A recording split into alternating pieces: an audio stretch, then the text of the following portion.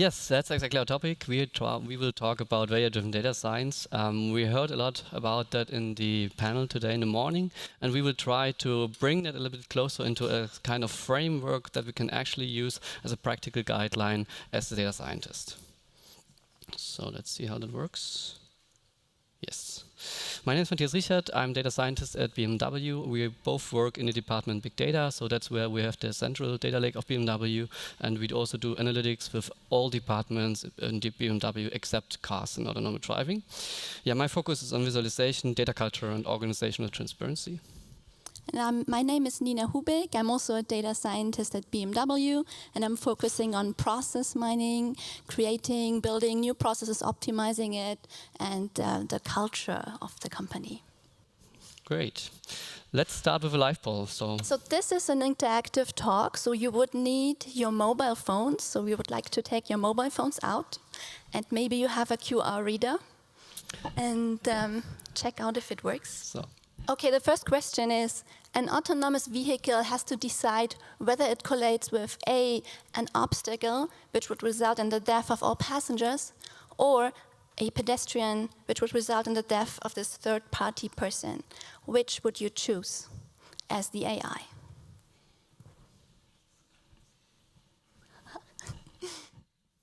Okay, so most people like to kill the pedestrian. It's coming back. Nice. Okay. Great. Nice. Next question. Next question. What is of higher priority? The right to A, users to evaluate algorithms, or the right of the companies to protect their intellectual property?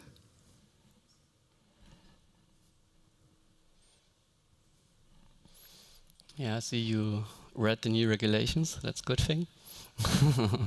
New EU regulations starting on 20th of May. They said the users, all the right to the users. Good. Next. You evaluate the spending capacity of customers. This can be predicted by the level of education. Should this information be used? Now, this is about education as an attribute. Should it be used?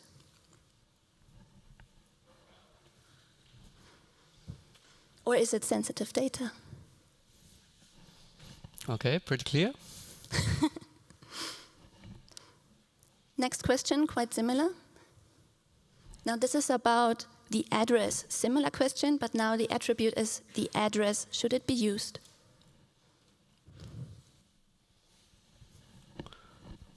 Okay, some more doubt for people, but still. Okay. Is it too sensitive? The address.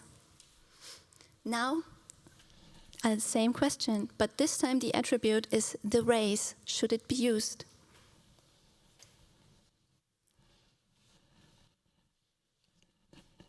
Okay, now this is clear. So race isn't good, but address is okay. Nice. Okay, so if we can switch back to the presentation, please. Great. So we've seen in the questions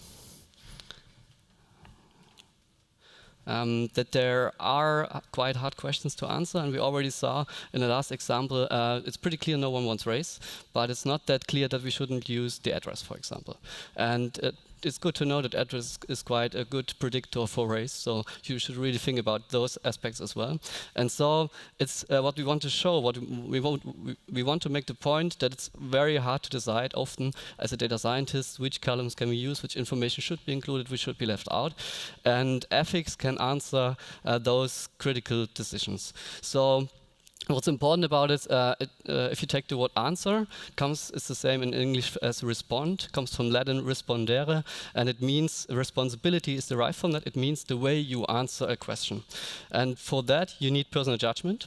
And to extend it over an individual to a group of people, you need constructed and shared values. So that means there is no single ethic. You can just say something is ethically good, something is just okay to do, you always need to take into account the authority behind. That can be, for example, the state, an international community, or an organization. For us, as at BMW, being an international company, that's not easy to answer, because of course we couldn't just say we take German law or we take, like say, what we internally think is the right thing to do. We have to oblige to all cultures in the whole world. So if you take, for example, culture in China compared to the culture in the US, compared to our culture here in Europe, we have completely different ways of thinking about, for example, data protection. And so that's something we need to consider, we need to take into account. And our starting point here is starting with our internal core values and trying to adapt that to local cultures. How that works, we will discuss right next. We want to show you, or we want to discuss 3 things with you, 3 parts. The first is we want to show that we need to talk about how we use sensible data, how to identify what is sensible. And the second part we want to talk about, we want to give examples of which kind of use cases we shouldn't do. So examples which are clearly unethical, and to balance it out, to decide whether it's unethical or not, we propose a framework where we have a criteria to measure if it's unethical or not based on our internal values. So we have a little case study here on financial buying, leasing cars on the BMW credit card system. It's an artificial example, so I won't show you real data here, unfortunately. But it will show you the idea. What is it? What kind of data can we use? When is it too sensitive? And what does it? How is the accuracy actually going on when we cannot use all the data? So maybe one step further, what happens, or what's the accuracy when we can use all the data? So all the data would result in an average of 93% of accuracy when you just use, for example, a random forest. This is just a demo that we created in Python. And now another live question. What kind of attributes would you choose not to analyze? Please switch to the mobile phones. So you will see all possible rows or columns that we have in our data set, and I would ask you to select. You can select multiple which you would not use. So here you see all these possible attributes. It starts from a contract amount to down payment to Vermögen, the wealth of a person, the sex of a person. So we have a bit on sex, customer language, marital status and so high, foreign type, employment since, what's else, sex again, sex score, so sex leads. Like always. As always, customer language. Okay. Switch back, please. Yes.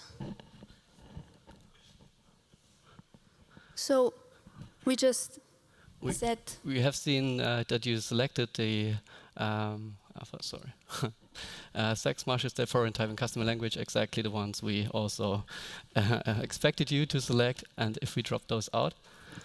And if you drop these out, your accuracy drops highly, because these are strong predictors, these sensitive data, and basically your accuracy is just 71%, so you drop around 20% if you just don't use 4 little attributes.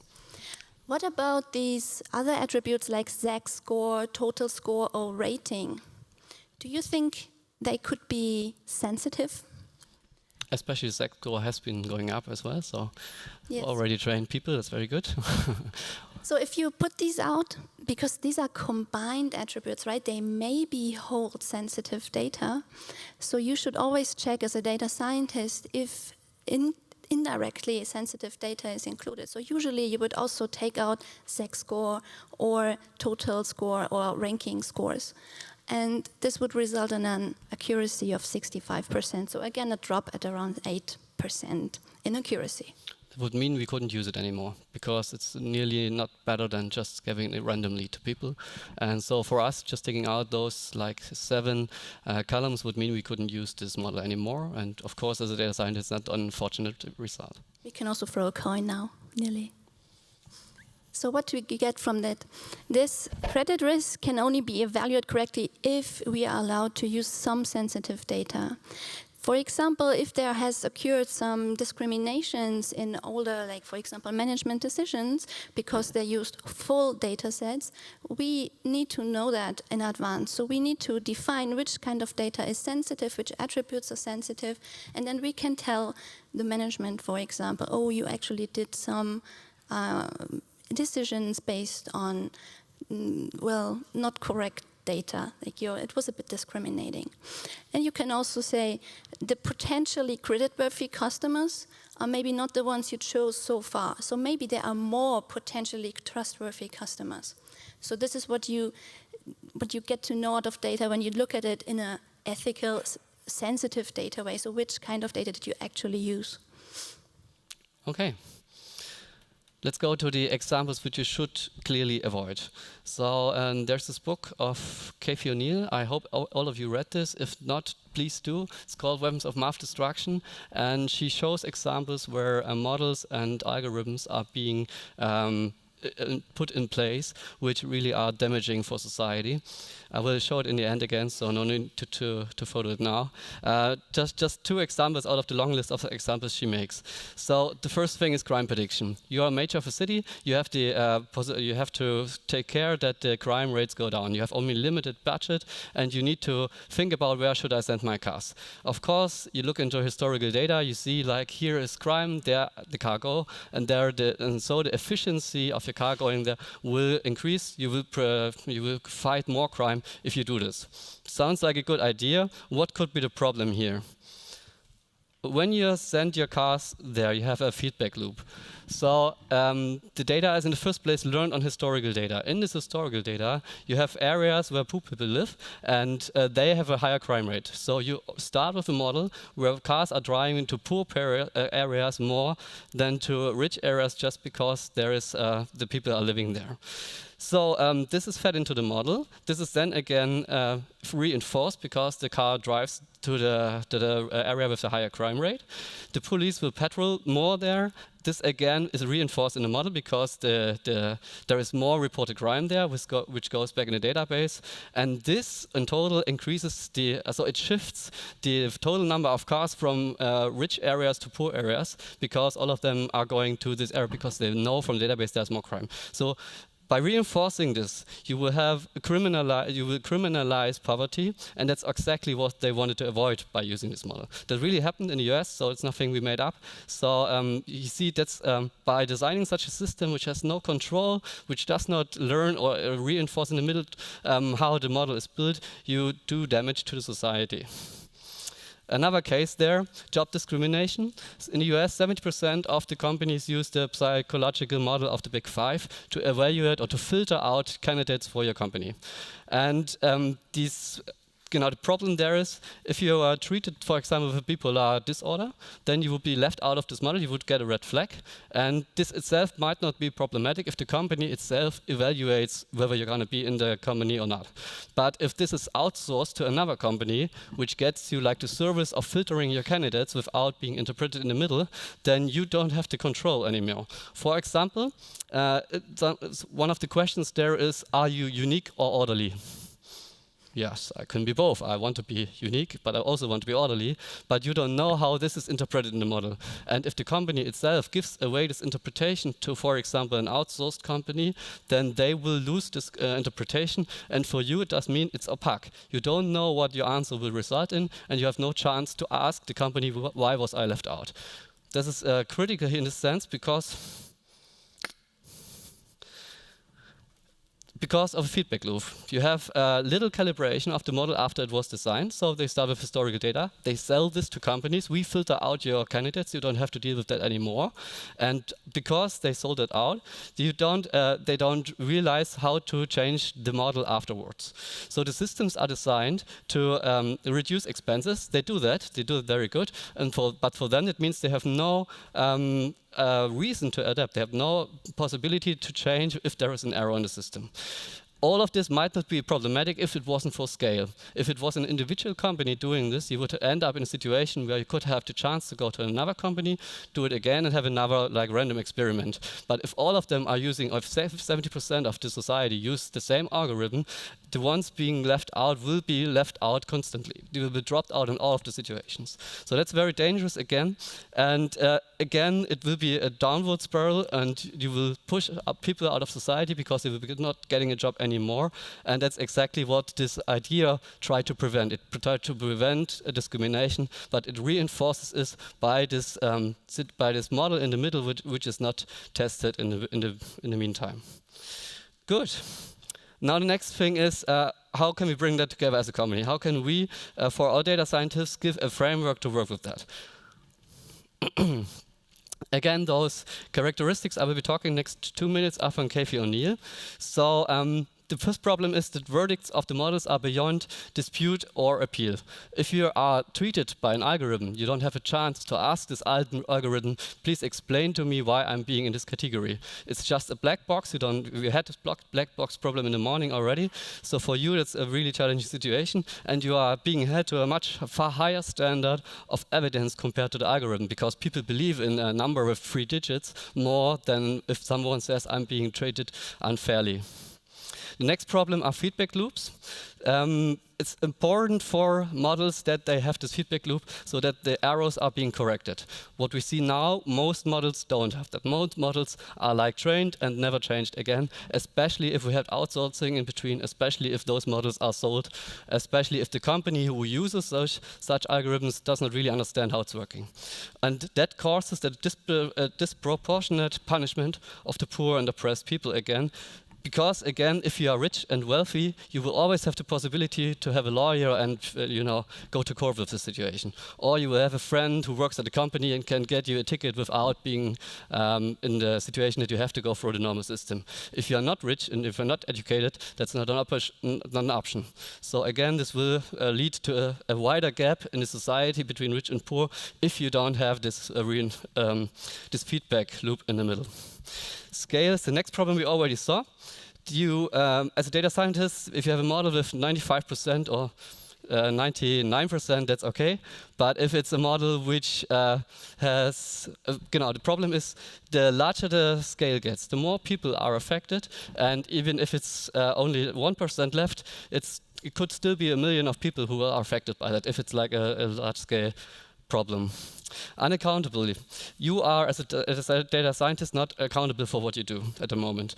And of course, being a data scientist is dangerous to say, but it's very important that we get some kind of responsibility and show the data scientists what are the consequences of their action. And another problem here, it's completely hidden. And at the moment, it's only possible for programmers or the statisticians to understand what's happening there. And we need to get this knowledge out to society. We have poisonous assumptions. For example, sample size is most oftenly violated. And for example, there was an example that teachers in the US are being fired because their class had a bad grade for 2 years in constant. I mean, it could just be that the sample size of 15% is not really doing this, but if we trust too much in the models without thinking about it, it's very dangerous. Bringing that all together, we have those 5 characteristics that Kathy O'Neill described in the middle, and we try to address them with our core ways at BMW. So the first thing is we want to build trust in order to avoid being opaque. So we try to show what our models do and do it to the whole company. The second thing is appreciation. We respect our customers, and with that we try to again avoid opaqueness and also use feedback openly to show the customer how this model influenced the decision. Next thing is openness. Of course, it's clear it's going into feedback loops again. We acknowledge that we do mistakes, and we try to learn from these mistakes also on model level. Just need to get ready.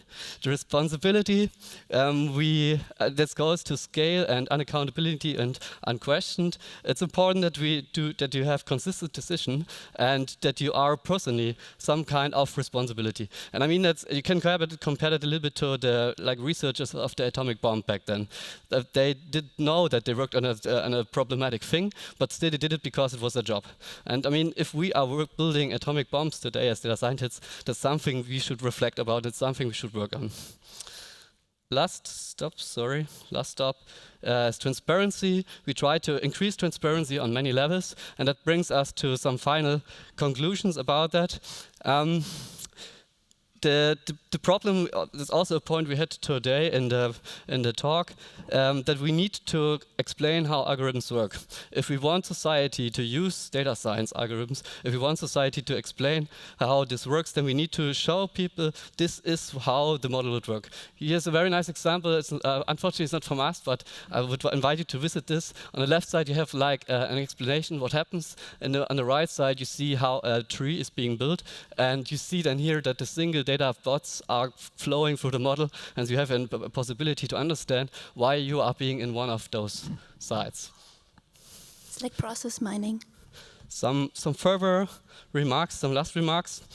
Of course, it's very important to disclose assumptions, for example, sample size, parameters, and so on. It's very important to do systematic outlier analysis and false positive analysis, like we've seen in our sensible example. It's very important to refrain from models and software which is used in over 60% of the market. Yeah, think about Google, try to do that. And it's very important that we ensure that models are corrected by feedback loops, and it's very important that we do discrimination analysis. So, one last remark, maybe. There is from Natalie Evan Harris, this last Strata conference, this approach that we need some kind of community-driven code, what we do with data, because data protection itself is not enough, clearly. It's quite possible to have data protection compliance and still work on unethical things. And that's a good starting point to bring this topic into your departments, into your management also, because it's something that will decide whether we can use data science in the long run or not. Thank you very much. Thank you.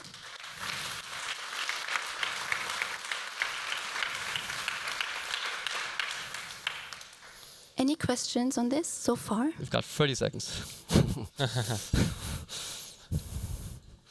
Yeah. We have one in the back. Hey, thank you. Yeah, I can also really recommend Casey O'Neill's book. It's a really good read. I was gifted that after my first internship as a data scientist. Yeah, my question is, maybe we should really do some manifesto like the Agile Manifesto, which was created a few years ago for generalizing how to do software projects. CRISP-DM for data mining is a very good framework, but there's actually no ethical framework that we can rely on, and that is really a big challenge. Do you have already some plans where to go so that we don't only have it on BMW, but also in a cross-industrial situation? Yeah, I think the last point here is a good starting point for that. Of course, the question is, will the big players join?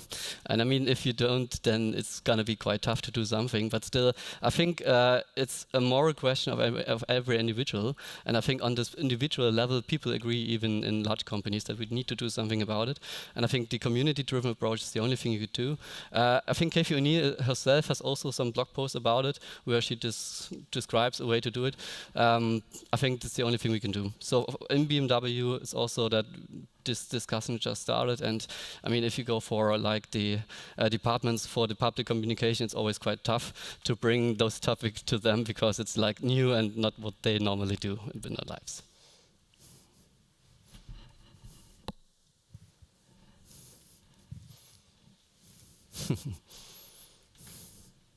Okay, just very practically, we may run into situations where we have to weigh two principles. So if, for example, a data analyst or engineer would leave out a column regarding gender or sex or not, right? You could only tell if you did it or not if it's traceable. So if you make it 100% traceable what a data scientist is doing, the Betriebsrat, you know, might have a big problem in Germany. But still, we may have discriminative algorithms, right? So we'd have to weigh two principles. This of the perfect traceability of a worker versus the fact that you can may end up with algorithms that are not working properly. Sorry, the mic is not working properly. Wait, it is. Okay, yeah. So of course the Betriebsrat will never like the one thing, and the other side is you totally clarified it already. So what to do here?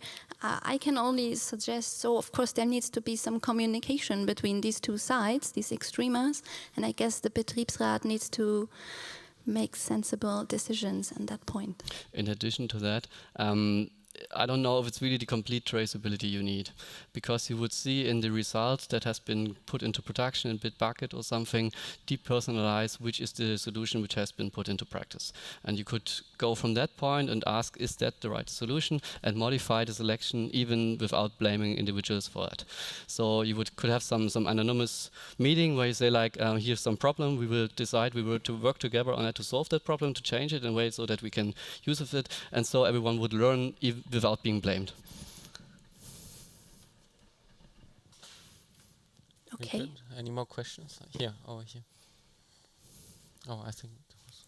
Did you? So maybe it's also more of a comment. You said that today an algorithm is beyond dispute and appeal. In 25th of May, there will be the new General Data Protection Regulation. And there's actually a passage that says the right to explanation, at least that's what it's dubbed.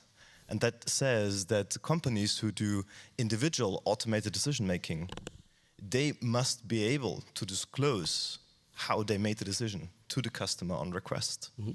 And so this General Data Protection Regulation could actually be a platform for you to enact your ideas.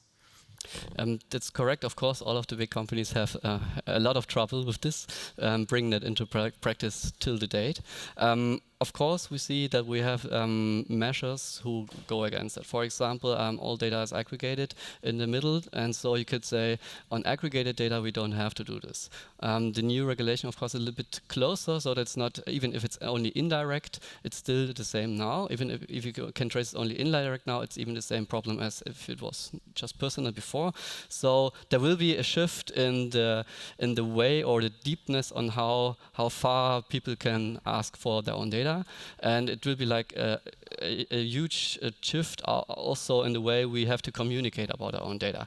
And that's where I see like a huge need that we are closer, or that we are focusing more on explaining what we're doing, because right now it's more like the ivory tower and we are saying it's a black box, don't try to understand it. But it's something we need to bring out into society, because a huge parts of society are already evaluated by those algorithms and will be much more affected in the future.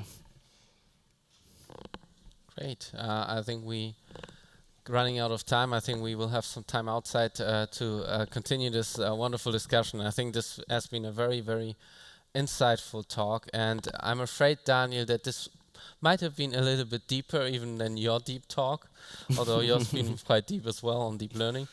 But I think you provide really a lot of insight from many perspectives, and I guess from my perspective, the key challenge here is how do you implement it in practice.